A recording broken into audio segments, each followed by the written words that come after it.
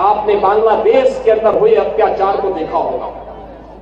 कांग्रेस मौन, समाजवादी पार्टी मौन, टीएमसी मौन, आरजेडी मौन, अन्य दल मौन। केवल भारतीय जनता पार्टी ने कहा था कि बांग्लादेश के हिंदुओं पे अत्याचार नहीं होना चाहिए। ये बांग्लादेश में हिंदू कौन है? बहन और भाइयों, ये सभी दलित हिंदू है, दमित हिंदू है। ये वहां पर रह गए हैं, लगातार उनकी संख्या कम हो रही है, लेकिन चूंकि वह पीड़ित हिंदू इनका वोट बैंक नहीं है, इसलिए उसके पक्ष में लोग आवाज नहीं उठाएंगे, उसके लिए नहीं बोलेंगे। आप पिछले एक सप्ताह से देख रहे होंगे, पिछले एक सप्ताह से आप पश्चिमी बंगाल के अंदर का नजारा देख रहे होंगे। पश्चिमी बंगाल के अंदर कैसे गरीबों को, दलित हिंदुओं को कैसे दंगों का शिकार बनाया जा रहा है। समाजवादी पार्टी मौन है, कांग्रेस मौन है, और ममता दीदी को ये दंगाई शांति दूत दिखाई दे रहे हैं। बहनों और भाइयों, ये शांति दूत नहीं, ये दंगाई है, और दंगाइयों का जवाब तो केवल डंडा हो सकता है। उनके लिए अपील काम नहीं करेगी, और उन दंगाइयों से सख्ती से निपटने का काम वहां पे किए जाने की आवश्यकता है, सख्ती से करने की आवश्यकता है। बहन और भाइयों, मैं आज आपसे यही कहने के लिए आया हूं आगरा में कि बाबा साहब का मिशन हर दलित, हर वंचित, हर गरीब को न्याय देने का रहा है। अन्याय चाहे वह बांग्लादेश के अंदर हो या पाकिस्तान के अंदर,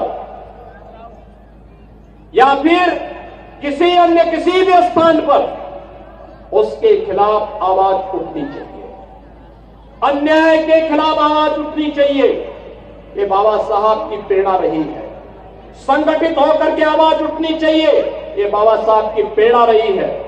और उसी प्रेरणा के लिए आज आप सबका आह्वान करने के लिए मैं आपके बीच आया हूं। सरकार आपके साथ होगी, आपके सुख दुख में शायद दो डबल इंजन की सरकार सहभागी बनेगी।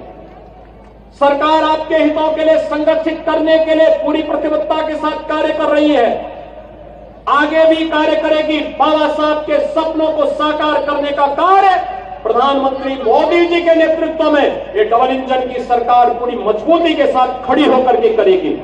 और उसी को ध्यान में रख करके आज मैं कहना चाहता हूं, जो लोग कह रहे हैं कि उनके लिए, कुछ लोग कह रहे हैं कि उनके लिए संविधान से बढ़कर के शरीयत है, तो मैं भी उनसे कहना चाहता हूं कि भारत तो बाबा साहब के द्वारा बनाए गए संविधान से चलेगा।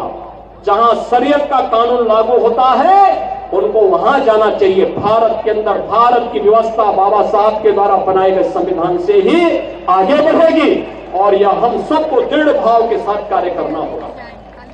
ऐसा नहीं कि बाबा साहब को लालच न दिया गया हो।